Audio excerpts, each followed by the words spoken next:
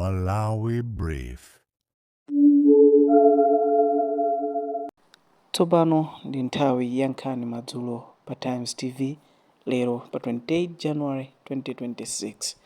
Takhalani pomwepo. Mu nkhani yathu yoyamba, mlangizi wamkulu wa boma pa nkhani za malamulo wachenjeza kampani ya Total Energies kuti isiye kutengera nkhani yokhuza mafuta ku mabwalo osiyanasiyana a milandu pamene nkhaniyi ikumvedwa kale mdziko muno. Nkhani yokhuza ndalama za mafuta inalowanso ku bwalo la milandu lachitatu kumene Total Energies imapempha bwalo kuti nkhaniyi ayikambirane mosagwiritsa ntchito mabwalo a milandu. Wezi Gausi ali ndi zambiri mu ripoti ili. Poyankhula atamaliza kuonekera ku bwalo la mlandu, mlangizi wamkulu wa boma pa nkhani ya zamalamulo Ambeta ati kampani ya Total Energies inapemphanso bwalo la milandu kuti nkhaniyo ayikambirane kunja kwa bwalo, ngakhale kuti iwo anatengeranso nkhaniyo ku bwalo la milandu ku dziko la South Africa komanso UK.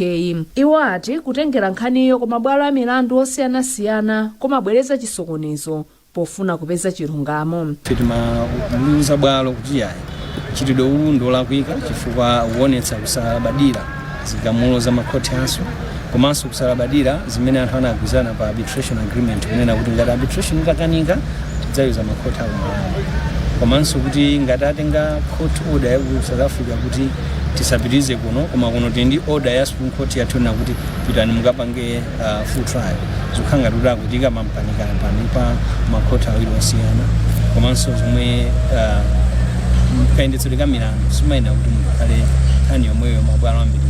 Poyankhulapo oyimira kampani ya Prima Fuels Awapona Kita anagwirizana ndi zimene wayankhula mlangizi wamkulu wa boma pa nkhani ya zamalamulo ponena kuti nkhaniyo inadutsa kale gawo loti akadatha kukambirana kunja kwa bwalo la milandu. Nkhani inakafika ku Supreme Court of Appeal nda majaji onse a Supreme Court of Appeal amene anangamula kuti High Court ya ku Lilongwe ipitirize kumva nkhani imene iyi mpaka kumapeto.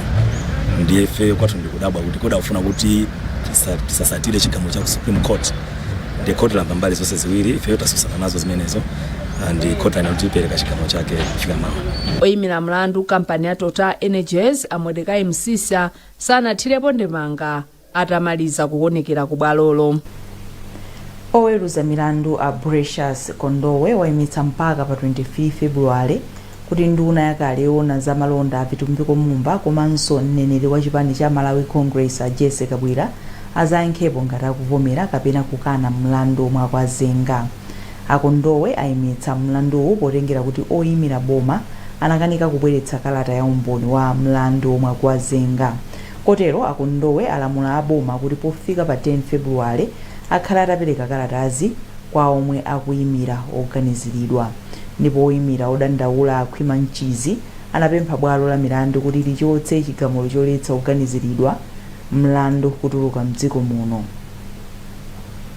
I think ngati oyimira ozengedwa mlandu tunena kuti munthu akakupasa belo ola akakutulutsa ku polisi boma kunena kuti ukhale pa belo pamakhala zinthu zoti zimakuphinjabe zinthu ngati nona kuti ufuna uyende munthu ndiye kuti uyena ubwera ku court uzapanga application kuti uyende. Ndiye tunena kuti pamene boma likukonzekerabe imene akuneneramo kuti liyambe olikonzeke likhale ready ndi mlandu timanena kuti ufulu ndi ufunika kwambiri ndi ufulu usaphinjidwe chifukwa cha kukanika ntchito kwa boma. Chachikulu inali nkhani ya passport kuti ozengedwa mlandu ndi anthu ngati inuyo ndi ine zimachitika kuti pali emergency yoti ufunika attention kunja kwa dziko sungabwere ku court daily ukapempha passport. Pa process yopempha passport imafunika mwina minimum of 3 days or 4 days. Ndiye pakakhala emergency ndiye kuti munthu waphinjika koma boma soli kukanikanso kuzenga mlandu umene kulira. National Food Reserve Agency yati iyamba ntchito yokonzanso komanso kukulitsa malo ake osungira chimanga ndi mbewu zina ku Lilongwe. Pali chiyembekezo choti boma la dziko la Egypt ndilo lipereke thandizo logwirira ntchitoyi. Kazembe wa dziko la Egypt kuno ku Malawi a Rasha Hamde watsimikiza izi atayendera nkhokwe za bungwe la NFRA kukanengo mu mzinda wa Lilongwe. Rebecca Chincheka Matemba akufotokoza zambiri. Ulendo wachitika pa nthawi yomwe masayiro asanu ndi atatu kumalowa ali ndi vuto chifukwa choti anakhalitsa ndipo akufunika kukonzanso. kazembe wa Egypt wati ulendowu ndi gawo limodzi lolimbikitsa ubale wabwino omwe ulipo pakati pa Malawi ndi Egypt. Iwo ati dziko la Egypt likufunitsitsa kuthandiza Malawi pa nkhani ya chitetezo cha chakudya makamaka posunga mbewu malo abwino. Wapampando wa bungwe la NFA Bruce Muntali wati ulendowu wapatsa mangolomera atsopano ofuna kusinkhasinkha momwe angamasungire mbewu mdziko muno kudzera pa malowa. Takambirana nkhani zambiri, nkhani inaso ndiyokhuzana kuti kuchimanga tizipanga ufa ngati NFRA, tizipanga ufa komanso mafuta ophikira kuchoka kumeneko zonse takambirana zimenezo, komanso mbewu zina ngati mpunga, pali nkhaniso ya nyemba, mapira, mchewere, zonsezo takambirana zimenezo kuti atha kubwerapo pa nkhani ya kasungidwe zimenezo. Malowa anamangidwa mu chaka cha 1982 ndipo akufunika kukonzanso. Boma lati lakwanitsa kupeza thandizo la chakudya chothandizira mabanja omwe akhuzidwa ndi njala, makamaka thandizo la ndalama zokwana 138.4 billion kwacha pofika mwezi uno kudzera ku nthambi ya Dotma.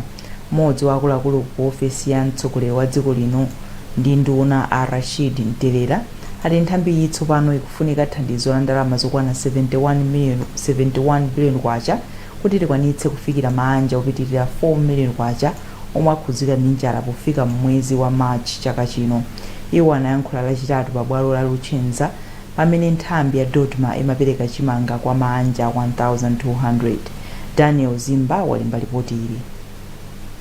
Malinga ndi Rashid Mterera, boma likuchilimika kuti lipeze thandizo la ndalama yokwana pafupifupi 209 billion kwacha kuchokera ku maiko komanso mabungwe osiyanasiyana pofuna kufikira ndi chakudya cha ulere anthu 4 million amene akhudzidwa ndi njala mdziko muno. Iwo amema mbali zina zokhudzidwa kuti zipitirize kuthandizira ndondomeko yothandiza mabanja okhudzidwa awa, ndipo achenjezanso mabanja opindulawo kuti asagulitse chimangacho. Thandizo ndonena kuti even boma likuchita kuyang'anayang'ana pa ndalama zake zimene zili zochepa ndikale komanso kwa anthu oti achifundo ndi maiko amene akutithandiza.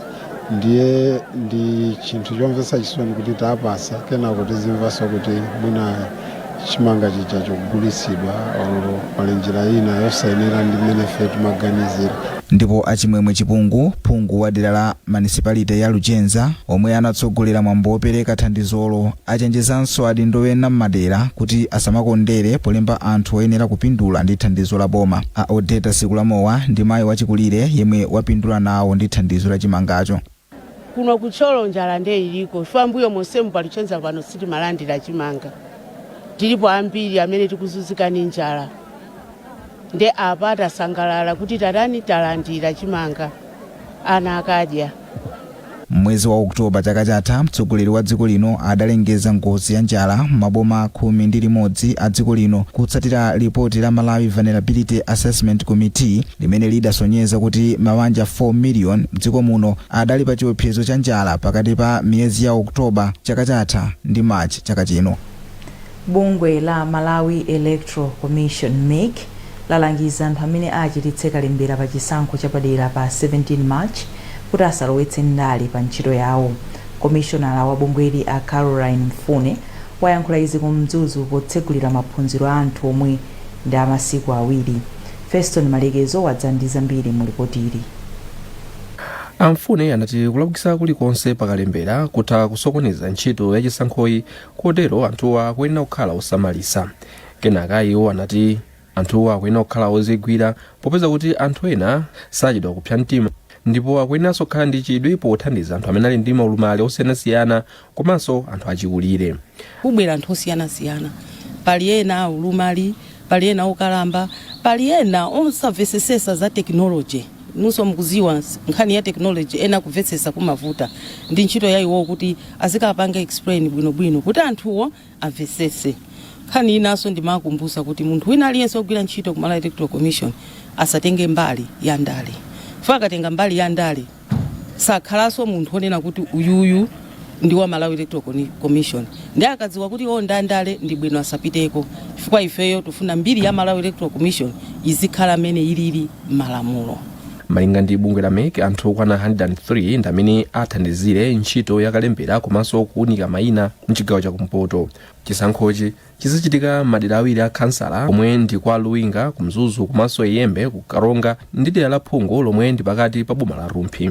Malinga ndi bungwe la MEC kalembera wa anthu ovota ayambika pa 31 January chaka chino ndipo azatha pa 6 February chaka chino. Pamene mauthenga okhudza kufunikira kwa madzi aukhondo ali paliponse, anthu ena mdziko muno akupitirira kugwiritsa ntchito madzi ochokera m'malo osatetezeka. Izi zikuyika miyoyo ya anthuwa pa chiopsezo cha matenda osiyanasiyana. Funso nkumati, kodi vuto lenileni lili pati ndipo wolakwa ndani? Mulipoti lathu lapadera mtolankhani wathu Brenda Kayo akukamba nkhani ya midzi iwiri m'boma la Dowa imene yakhala zaka 35 popanda madzi aukhondo.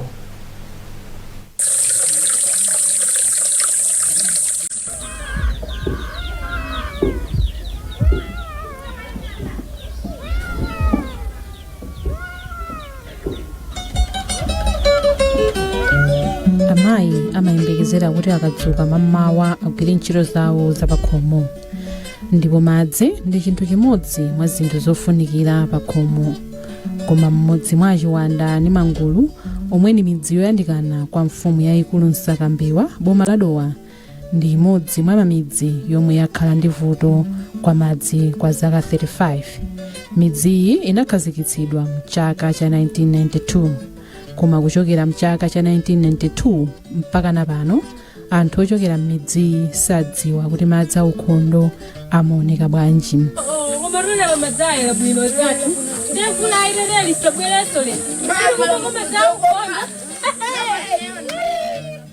Anansi Saidi, mayi wa zaka 39, ati anthu ochokera m'midzi amamwa madzi osasamalika.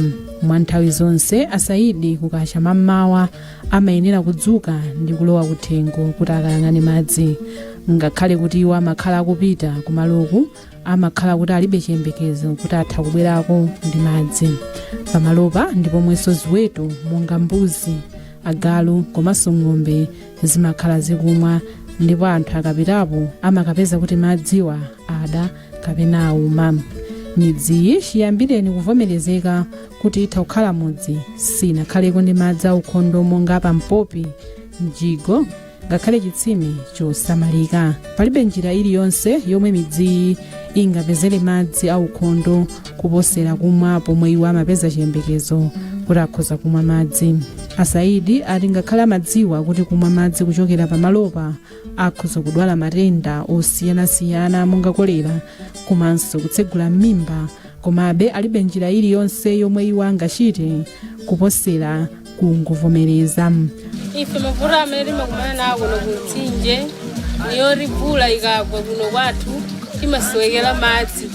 Olo timatha masiku araro osakhala ni madzi m'nyumba.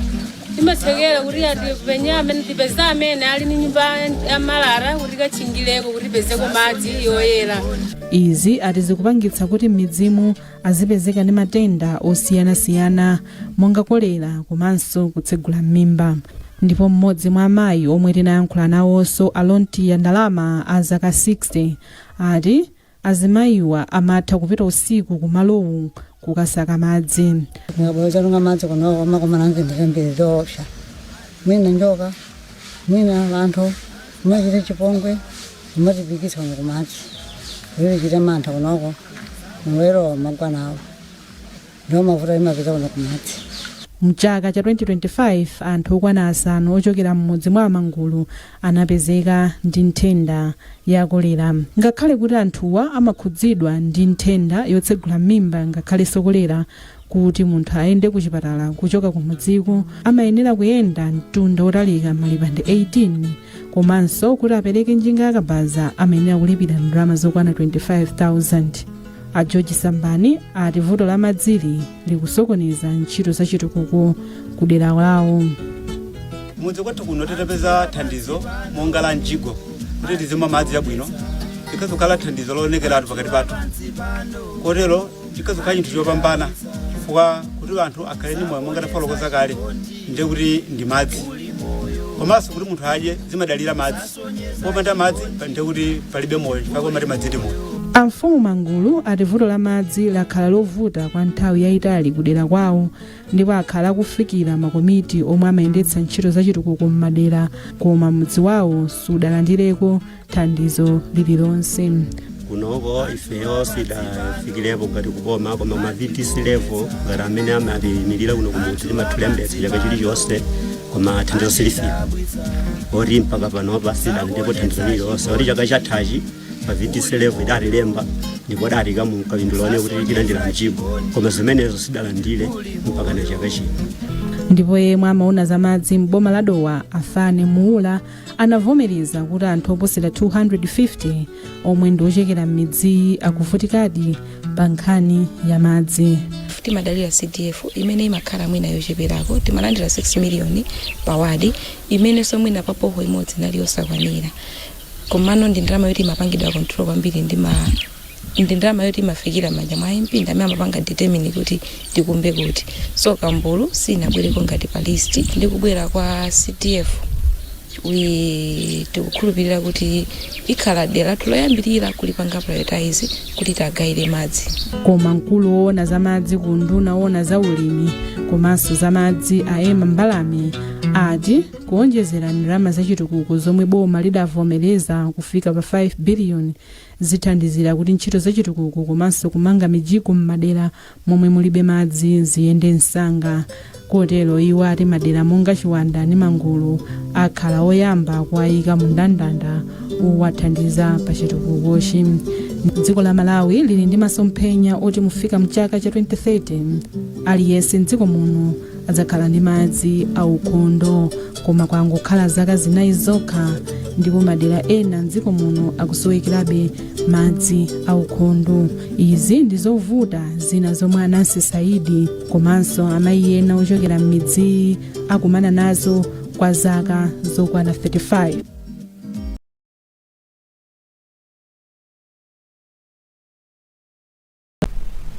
nkhani zathu ndi zomwezi.